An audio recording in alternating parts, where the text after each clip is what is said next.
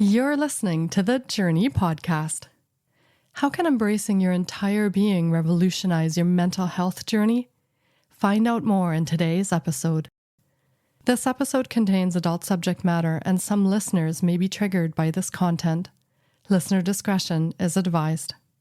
Hi, I'm Petra Brunbauer, and with decades of experience with sadness, pain, anxiety, and stress, I finally figured out how to leave all that behind. And this podcast shows you how to break free permanently so you can reclaim your sanity and find the self-esteem and energy to go after the life you desire. With real talk about mental health, holistic healing, and the tough journey of coming out the other end. This is the Journey Podcast. Welcome to today's episode. In this episode, we explore the transformative power of a holistic approach to mental health, delving into how integrating various aspects of our lives can lead to greater well-being. Our guest shares insights on the importance of addressing not just the mind, but also the body and spirit in our journey towards mental wellness. Join us as we uncover the benefits of looking beyond conventional methods and embracing a more comprehensive view of mental health. We invite listeners to consider how a holistic approach can empower them to achieve a more balanced and fulfilling life. Polina LeRoy is a medical intuitive and holistic wellness coach for women. She spent 10 years in research and then stepped into the power of her intuitive gifts. After 12 years of healing practice, she became an expert in the connection between physical and emotional aspects of a woman's body. Let's meet Polina LeRoy.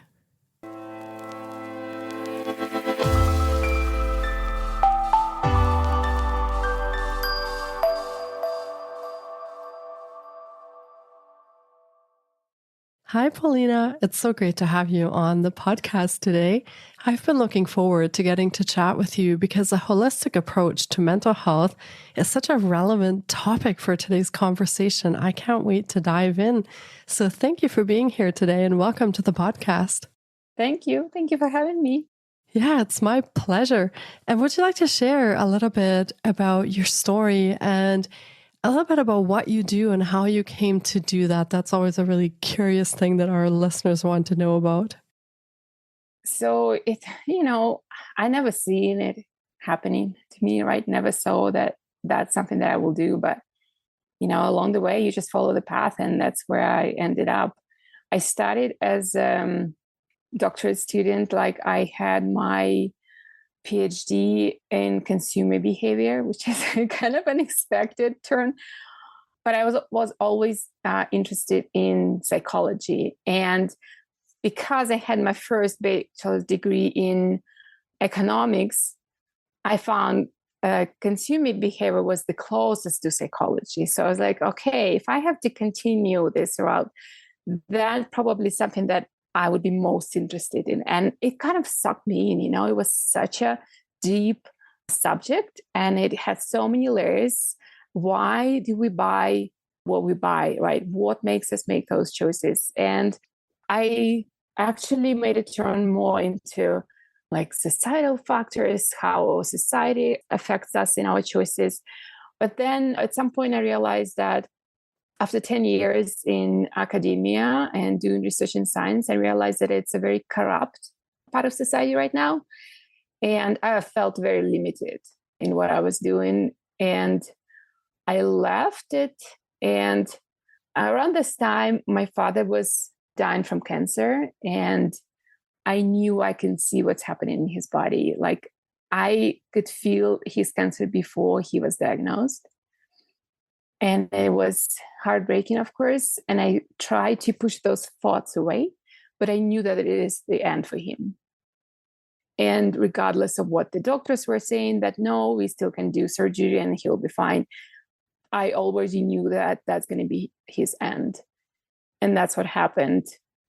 And I kind of thought maybe I will pay attention to those gifts. Maybe I will give them some space. Maybe I will explore them. So I took one training that allowed me to tap into those intuitive gifts. And it was such a disaster for me because with my kind of scientific mind, my very logical, evidence-based mind, I was very resisting everything that was happening in this training. But, slowly, kind of step by step, I was giving myself more and more opportunities to into those gifts.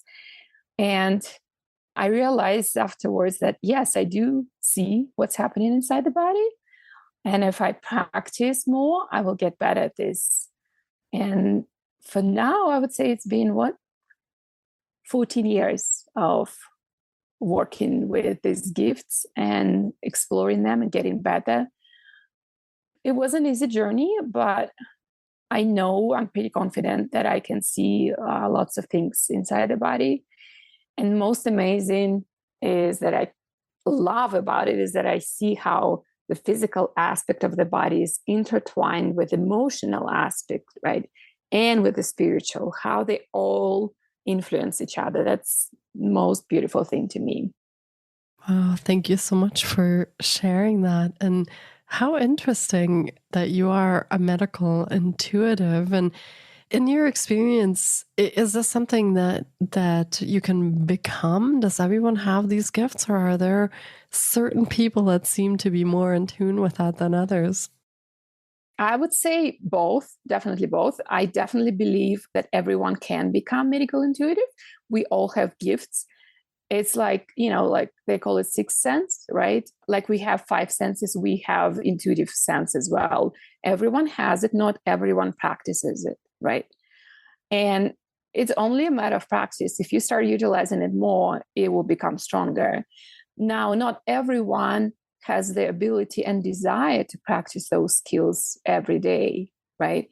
And that's why not everyone becomes medical intuitive.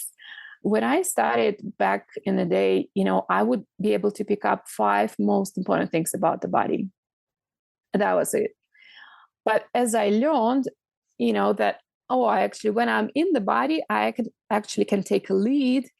And instead of just being shown five things, I can actually go and explore. I can lead the process. I can zoom in and see what's happening on the, cellular level. Or I can, for example, see certain organs with specifics about what's there. And I can zoom out and I can see the systems of the body.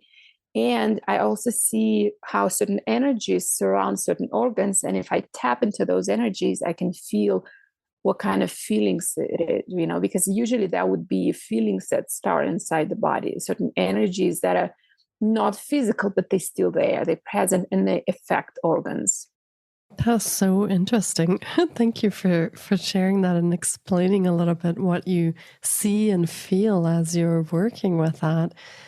I imagine it's both something that's hugely profound and exciting to work in this kind of way, and also difficult at times, like when cancer happened with your father and you knowing that. So the two sides of working with people in that kind of capacity. Now, you've had your own journey with mental health. And so is it different going through a mental health journey as a medical intuitive versus just a person like myself who, first call is my doctor, obviously, and then goes from there? And did you experience a different kind of journey because of that? I don't know if it was different because of that. I think like every journey is unique, right? But I definitely was probably someone who would never subscribe to medications. Like I know for some people is the way out, but my feeling was no, definitely no, because I knew it's going to make it worse for me. And like, I'm not saying it's an option for everyone. Sometimes we find ourselves in such difficult positions, situations that you must. Medications can be, the only way out. But for me, it was a strong no because I saw where medications end up in the body. I saw how they influences us long term, right? Yes, on in the short term, you can experience some relief because it's affecting your brain and hormones, right? But long term, all the medications end up in the liver. And if we tap into details, the liver is the most important organ in the body and is the one organ that affects our brain. So knowing that, I would choose medication. So how did your own journey come along as you are looking at it more from a holistic and intuitive perspective? What were the things that worked for you? And can you share a little bit about your journey so our listeners can get a feel of what you were challenged with, what you were struggling with on that path? Yeah. So my first depression was, and I had 3 of them in total so far. In general, I like the metaphor about depression. I think it was Carl Gustav Jung who said that depression is like a dame in black that comes to you. And instead of kicking her out, we need to invite her for tea and have a conversation with her. I love this metaphor. I don't remember quite exact. I'm sorry, but this metaphor gave me a lot, I guess, in my approach. And that was most helpful to me is when I first had a depression, which happened back in 2010 when my father died after suffering for 2 years. It was a long suffering, exhausting for all of us. And at around the same time, then I broke up with my fiance. And I felt like I'm getting ready to leave academia because I felt very stuck in it. And I felt like I reached the ceiling and I need to find another area for myself when I will feel true to myself. And so kind of lots of things happened together. And I found myself crying all the time. And I couldn't explain why I'm crying. The answers were not on the surface for me, right? My conscious mind couldn't reach those answers. And I would start happen absolutely, suddenly in the middle of my lecture, for example, at university, I'm not supposed to cry when I'm teaching, right, my subject, but that's what was happening. And I realized that I'm kind of pushing the limits and I need help. So I started looking for therapists, and after a couple of tries, I found a person that felt like resonated with me, and I did my therapy journey, and it helped me to dive deep into what was happening in me. And I realized that for many years, I was suppressing my grief and sadness. And it wasn't only my father passing related, it was many years of like breakups, in the personal relationships. It was all the normal things that would happen to everyone, but I didn't process them in the right way. I didn't let myself to look into them. And so all this sadness and grief were building up inside me until it reached the point where I could no longer hold it inside. It was like spilling over, right? And I had to face them and look at what's happening and find my path through all these feelings. So that was my first lesson, I guess, right? Is to realize that feelings that we experience have message for us. And sometimes we need to take a pause, have some time, alone time, and to look at those feelings, to face them and see what are they teaching me? What is the lesson for me here? Because suppressing those heavy feelings, negative feelings, led me straight into depression. So that was my first experience. Yeah, that's an important point that you make there, is when we try to stuff things as far down as we can and we don't actually go through those experiences and experience all these emotions so we can process them. Now, you mentioned that you found a good therapist. Was there anything else that helped you along that journey that you found from a holistic or intuitive perspective as you were moving through that depression? And you said you had 3 in total, so there were a few more that came along. What helped you on that journey? Well, I think, what's important is that I was committed to listening to myself, right? And I think my intuitive kind of exploration helped me in that case because I knew the answers were inside me and I was listening to my responses. For example, when I was going through therapists, right? I was listening to myself. Do I resonate with this person? Do I feel hurt by this person? That was important because sometimes people, what they do, And I know in shorthand because I would send some members of my family to therapists, for example, and they say, well, it just doesn't work for me. Okay, it doesn't work for you with this person. He might work with another one. And I think that's important, to respect yourself, to listen to yourself. Do I feel heard by this person? Do I really feel like seen by this person? Right? It helps us to open up and actually get deep enough to find what's actually happening inside us. And so I think for me, being open to this exploration and being able to dismiss therapies that didn't work for me was a good part. It was definitely was helpful. I also, around this time, I started my 2-year journey in the Coaching Institute. And that was a very intensive group learning experience, because we would learn through each other. And my teachers, who were amazing coaches, they would tell us that you only as good coach as you know yourself, and all the underlying stuff in your subconscious mind, all your triggers, all your traumas.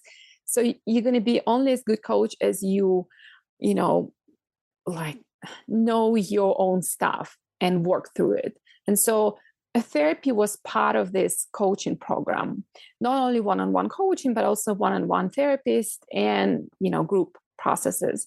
So that was a very challenging 2 years for me, but it also helped me to realize what was happening in my past, how it's affecting my head now.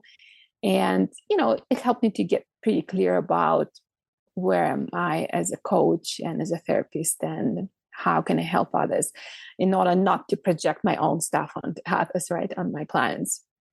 And I think that was really important. Another thing that I realized probably through the coaching program, I saw my teachers. That was a very big one. I saw my teachers who were like very experienced coaches, very high paid coaches. Like they charged a lot of money for 1-hour sessions, like over thousands of dollars. And they are still working on themselves. And that was a big lesson for me, that your spiritual growth journey doesn't stop. It can happen, that again and again, you will find something to work on, and it's normal. We are spiritual beings who are here to learn and grow and progress. And that's part of this journey. That's the whole goal of this journey, is to learn about yourself and grow through your experience. And I think that mindset helped me later when I had my other 2 depressions, is not to freak out. This is a learning experience. It's, it happens right now, but we'll find a way through it. You mentioned a really interesting aspect of the holistic healing journey, and that is the spiritual part, because very often we forget about that, or it doesn't come up for people in that same kind of way. Were you already a spiritual person before this mental health journey, or did that come through your healing journey? And was it something that you discovered at that point? That's a good question. Thank you. For me, those things so, intertwined, it's hard to separate them. But yeah, I realized for some people, mental health not necessarily connected to, spiritual aspects. So I think a spiritual part of me started growing when I actually decided to tap into my intuitive gifts. You want me to tell you a funny story about what happened? So that actually is something that shifted me in terms of accepting my gifts. So after I took my first training, which was all about connecting to the energy of the creator, energy of all that is, right? You kind of, through this training, you're supposed to accept that we all connected through this energy of all that is. And because we connect to the creator, we have access to the highest truth, absolute truth about anyone and everyone. We can have access to unconditional love and instant healing. Everyone has access to it. And the only one thing that limits us and blocks us from access to it is our own beliefs. So as long as you slowly remove step by step those beliefs, your abilities will only grow and, amplify. But for me, it was a big step. like, it was quite a big stretch to believe that all of this is possible and we all have access to this. And come on, guys, how many people do you see with all these gifts? And so I was really struggling during this training. And I thought all the people who say they see inside the body, they're just making shit up. They're not really honest. And all these people who say they see our guardian angels, they just pretend and they just can't admit that they don't see anything. So that was where, I was during this training. And a few months later, I stayed connected with one of the girls from the training. And I asked her how she's doing. And she said, oh, I'm actually practicing this healing modality and I'm using it. And I was like, oh, how wonderful. Can you help me with my problems? And she's like, sure, let's hop on the call. And so we have a call with her and she's talking about what she's seen in my body and how she can help me. And suddenly out of nowhere, she says, do you experience period cramps? And I was like, yeah. And she's like, you don't have to. And I was like, really? I've been experiencing those cramps since I was 12, like most of my life. No, I don't know that I can't live without them. And she's like, let's do healing for you. And I was like, okay, let's do it. And she's like, take a minute. She's getting quiet. And I'm thinking she's witnessing healing. And then suddenly she came back to me saying, you know what? The Creator is telling me that you can do it for yourself and you know how to do it. So do it when you need it. I was like, really? Is that what's happening? And she's like, yeah, that's the message from the Creator. So whenever next time you have a cramp, just connect to the Creator because you know how to do it and do it for yourself. I was like, okay. And I did what she said. Next time I had cramps and I went up to the Creator and I said, Creator of all that is, please, you see I'm suffering and I was invited to heal it. So can we please heal it right now? It was more like a fun, I was kind of course I was skeptical and I also was kind of making fun about it. But I was like, well, okay, I was told, then here I am asking you to heal it. And then I fell asleep, which usually doesn't happen when I had a big cramps, horrible cramps. But I fell asleep and I woke up without any pain. And I didn't take any medications, any painkillers, and the pain was gone. And this is something that hasn't happened to me before. And it was, for my mind, it was enough to start believing. I was the only one who kind of asked about the healing. I was the one initiated the healing process and I experienced results right away. And it happened like within 30 minutes. Right? I kind of took a very quick nap and I woke up and there's no pain, which usually would last for days for me, but it was gone.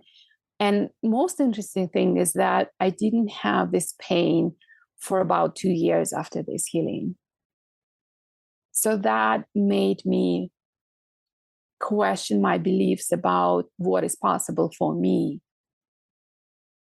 Right? I had to believe that, okay, some people might have gifts, but it's not me. And after that experience, I started believing, okay, maybe I can do it too. And that opened my conversation with the Creator and the spiritual realm in general, with other spirits, with angels, archangels. I assumed that there is something there and I want to explore it. I don't know what it is. I don't want to believe someone else telling me what it is, but I want to explore it on my own. That was my journey. I can see how kind of diving into the spiritual part could be the challenge if you come from an academic background and you have a very sort of scientifically focused mind. So interesting to hear your perspective on that and your own experience on that. Now, when you work with your clients now that experience various challenges, do you incorporate these kind of healing methodologies in your sessions as well? Or how do you approach a healing session with a client today? Yeah, absolutely. And one of the aspects I think that's so important is to understand that physical, emotional, mental, and spiritual aspects, they're not separate, right? They are connected. They're so deeply intertwined. And I think if we miss one of them, it's harder to get results. That's why when I work with my clients, I always keep in mind all these four aspects: physical, because physical inevitably going to affect emotional. It's only a matter of time. And the spiritual always affecting emotional and physical as well. And so what I see working through the spiritual perspective with clients who have depression is that they've been disconnected. The highest self, which is a kind of a part of our soul that's guiding us through this lifetime, the higher self is usually supposed to be very close to our physical body and our mind, right? And the more we tap into the energy of our soul and our soul mission, soul path, the closer we connect it to our soul, the, even like intuitively, you can see that this part is actually getting closer and almost kind of, merges with the body and merges with the auric field. But the further away we are from our soul and our mission, the farther our higher self from us. You can see it, like I can see it, right? It's up there somewhere, barely affecting us, barely connecting to us. And so that was my discovery. And what I realized is that when I work with someone with depression, we need to connect those things. We need to work on bringing this soul back into the body. And there are many ways how we can do it. But the most important thing is that we need to connect to our soul energy. We need to connect to our soul's path. We need to remember why we're here. And that's how we can get back to the joy of being here on this planet Earth, the joy of being on this mission, and playing this game. Because we fall into suffering once we forget the reason why we're here. Does it make sense? Yeah, actually, as you're describing that, I kind of had this light bulb moment because it would explain why so many people are not having success with medication. They're not having success with just talk therapy when it comes to mental health or depression. And it's because we're missing a lot of those other parts. We're missing a lot of the other of the four aspects, and especially maybe the connection to our purpose, which is, even if we take that out of a spiritual context, if we lose our purpose, very often people will fall into a depression or lose their sense of self, or even lose a reason for being on this planet. So yeah, I was thinking about that as you were talking, and what an insight into the holistic healing part of this, and all these little pieces that I think we're missing in the healthcare system at the moment. So thank you for sharing those. And if our listeners have gotten inspired by our talk and they're curious about this holistic approach, how do you work with clients today? How can our listeners connect with you? I work one-on-one with clients, and I also have a group coaching programs. I have two main group coaching programs. One is about body love, and it's a holistic wellness approach for those who don't have a chronic conditions or acute symptoms. Usually we talk about in this program, and I help women with mental health, with physical aspect, improving relationships with the body, for example, body image struggles, right? Improve relationships with the body, start listening to the body and what's the body teaching us, and start loving and appreciating the body as it is. So I help my clients to learn how to listen to the body, because the body is always talking to us. The only question is if we listen, right? And how to listen to the body, because we misinterpret signals from the body often. And where we see the problem, we actually should see the body's message telling us exactly what we need to do in order to change what's happening. And if we're talking about holistic approach to depression, I believe it's all connected with the physical aspect as well. There is I would say, in many cases of depression, there is a underlying cause in the physical body. many people who suffer from depression have no idea, but they've actually been affected by what's happening on the physical level. And so sometimes addressing only mental aspect, emotional aspects, is not going to solve the problem. That's why sometimes just, cognitive therapy is not going to solve the problem, unfortunately. And that was my experience when I had my postpartum depression. I had my beautiful daughter that, we've been waiting for so long, and I was preparing and I wanted everything to be perfect for her. And I found myself honestly just kind of becoming a monster, which I've never seen myself being. I would not only was constantly sad and depressed, but I realized that I'm actually experiencing rage most of the time. Like I was so close. I was constantly on the urge, to switch into the monster. And I would start yelling at my husband for no reason. I would start just throwing things out, and just wanting to destroy things because I had so much rage in me. I had so much anger. And to be honest, I broke so many things in our house during this period of time. Oh my God. It was just out of nowhere. I had this fire, raging, and I couldn't stop it. And I was so puzzled because my husband would tell me, this is not who you are. I've never seen you being like that. And I knew to myself, this is not who I am. Okay. All my clients, all my friends know me as a very peaceful person, as a very calm and peaceful person, but this is not who I was. And so that gave me kind of a hint to explore deeper. And I learned about what was happening in the pregnant woman body and actually postpartum, what's happening. Well, the truth is that many women, I would say most women, experience very, very overloaded, stagnant liver during pregnancy. And that's why usually pregnant women start gaining weight. Because the gaining weight is one of the indications that the liver is struggling, right? And usually when we are pregnant, when women are pregnant, we have to process and filter blood, not only for ourselves, but for growing fetus as well, right? For baby. And that is such a huge load for our liver, right? And overloaded liver is already like at its limits. And then during the birth, what happens is that women have to use so much energy to give birth.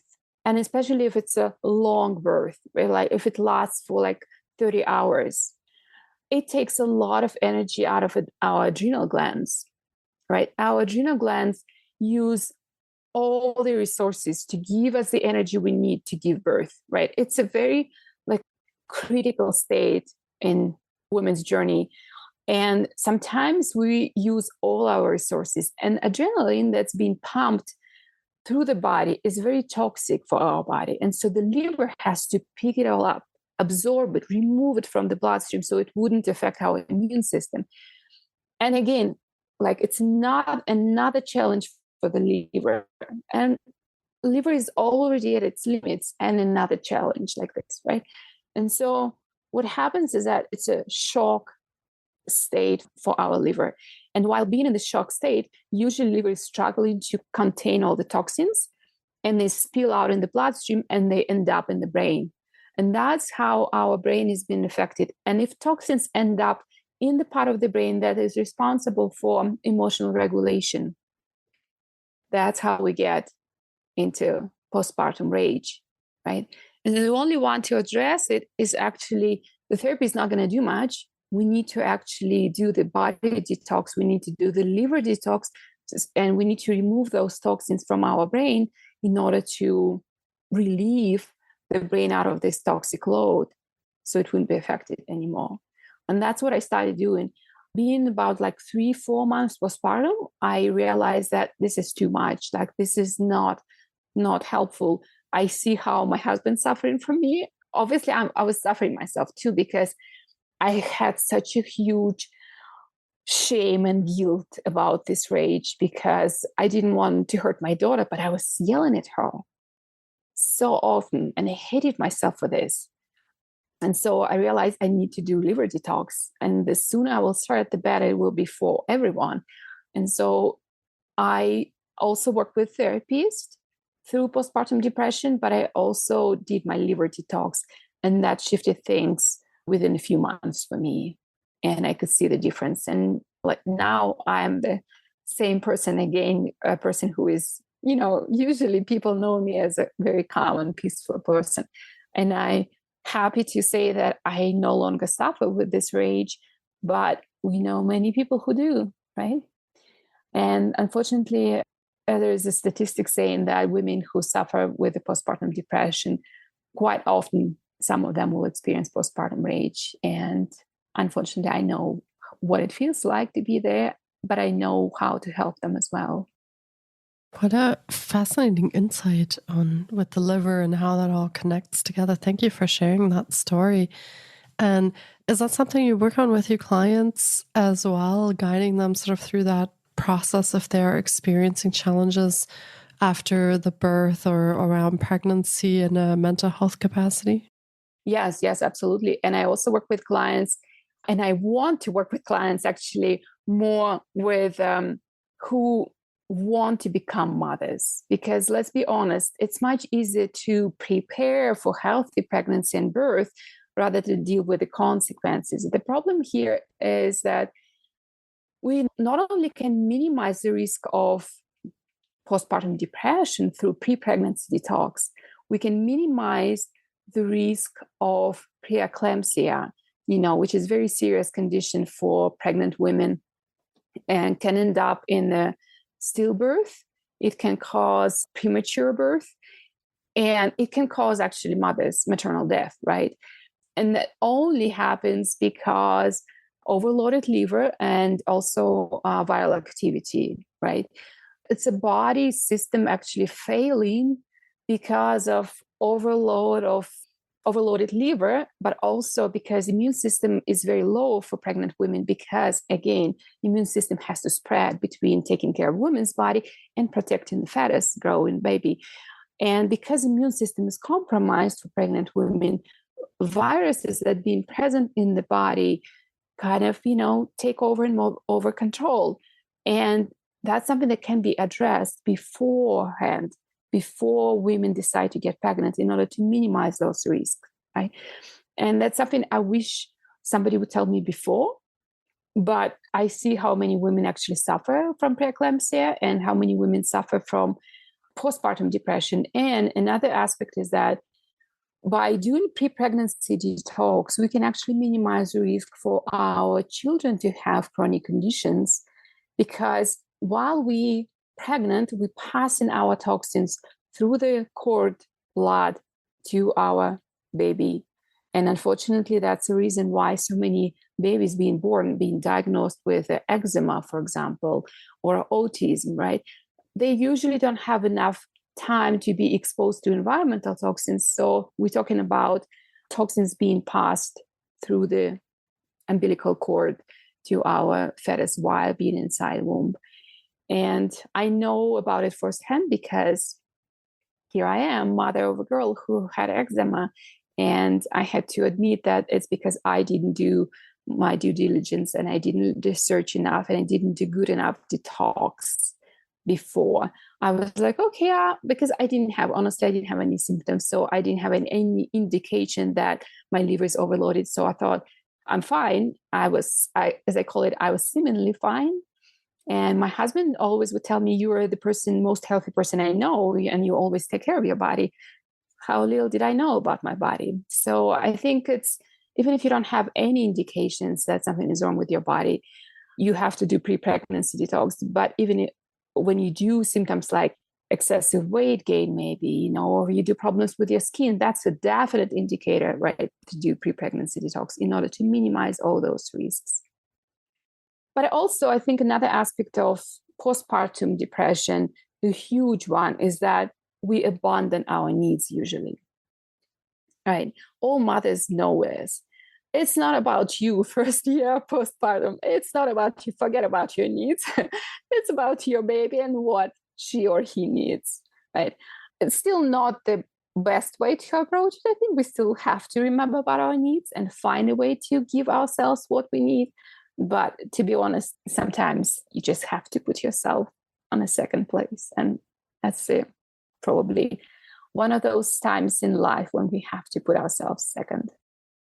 Yeah, and I would imagine that this isn't really information that's readily available out there, because I've never heard of doing the pre-pregnancy detox and things like that. So I feel like women don't get that information offered to them on a regular basis, be it by their healthcare providers or therapists or whoever they're working with. So these are important steps that are being missed on that journey that could be easily put in place before women get pregnant. So yeah, fascinating. And of course, your experience after also with your baby that had eczema. So learning all the different things that come from that. So I feel that many women, pregnant or not, could benefit from this holistic approach to mental health in such positive ways. And I want to really get this information out there to women so they can make those choices and really advocate for their own health. And any other ways that our listeners can connect with you? So we talked a little bit about the one-on-one, the group program. You're on the socials also. I would assume they can reach you there as well. Yeah, I have my Facebook, Instagram account. I have a Facebook group that I created just recently that is just, fresh, new.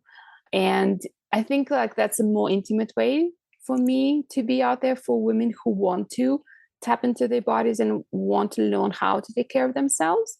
And I do their live streams, right, about I'm asking what are your needs are, what do you want to learn about? I'm an open book. I really wanted to share everything I know.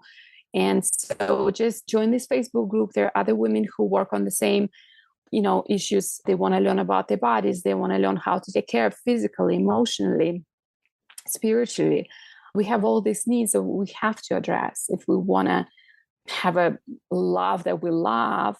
Because I think if we don't take care of ourselves, if we don't take care of our physical body, our emotional, spiritual needs, it's only a matter of time when our quality of life will drop, right? And so realizing, I think, admitting that we have all these needs and we are, and not anyone else, we are responsible for them.